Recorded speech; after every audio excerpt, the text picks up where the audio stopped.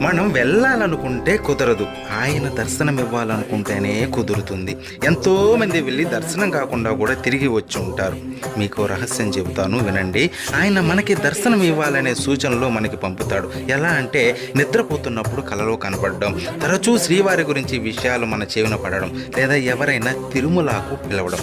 ఈ విధమైన సంకేతాలు కనబడితే వెంటనే బయలుదేరండి కొండకి.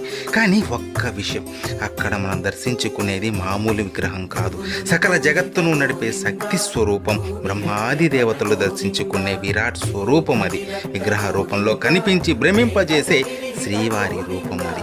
చక్రవర్తులు, సామంతులు ఆయన దర్శనం కోసం బంగారు వాకిలి ముందు పడిగాపులు కాశారు.